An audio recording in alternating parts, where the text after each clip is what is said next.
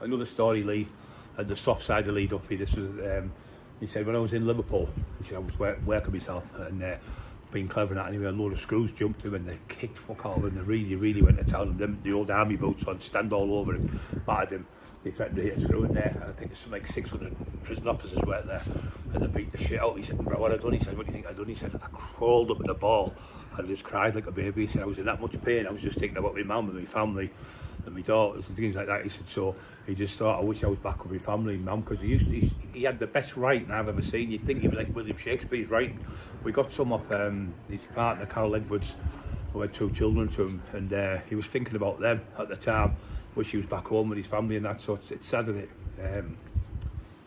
it? Yeah, that just the other soft side of Lee, just thinking of his family. But he was a brilliant drawer as well. He used to draw things and send Carol stuff all the time, and little letters and love letters and all the stuff and drawings. And he was just Peter. Little Peter, yeah, his little stepson Peter. But he called him they called him Peter Duffy anyway. He said, "You're my son."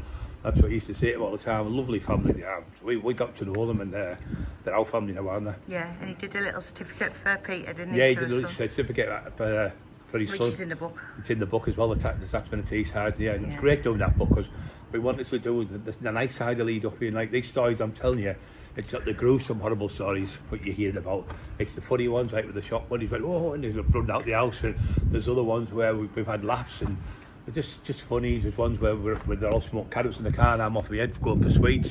There's loads and loads of stories. Well, somebody went, oh, you only know him 4 months. Well, you might know somebody. You've only been taught me a couple of minutes saying, look at the stories I've told you already. Yeah. So if you're with somebody for 14 weeks I was with him, and I knew of him for over 2 years, and he used to tell me stories like the pub ones or like the ones in the prison that I've just told you. And the difference is you weren't just used as a driver for him. You were with him like properly, and you had total respect for each other. We teamed up as partners, and he'd be here now telling the stories about me if I had a passport. God rest his soul. Like Carol said, a day. Well, Lee Duffy was like a year. Yeah. Like you do more than a day with Lee. Same as myself, do more than a day with us, our type of lifestyle. One person might see something like, I'm responsible to arrest someone in the street, and we'll go on about it for the rest of their life. That's the only thing you've ever seen. And I think that Lee, you were one of the only people around Lee that he didn't just use for lifts and that. No. It was like mutual respect, so he's obviously going to confide in you a lot more. He used to come for us, he used to say, I'll come in the morning. And he was like a little kid sometimes, because he got jealous when I nicked off for someone. That's another story. That's another story I'll tell you about. But he was, that Carol said that's exactly what he was like, Brian. He was like that. He was dead possessive, he wanted you for himself, and he come for us, because he used to get up.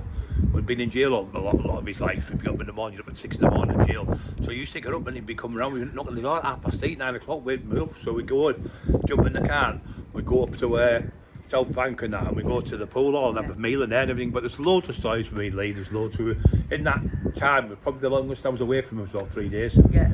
And then he went to jail for a couple of weeks, but as well. And that's probably why you did everything alone after that, because he was probably the best taxing partner you could have.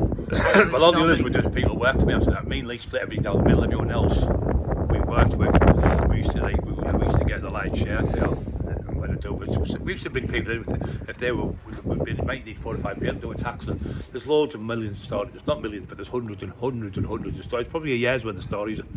So you're going to be with us for a year doing this. I'm going to make sure it lasts.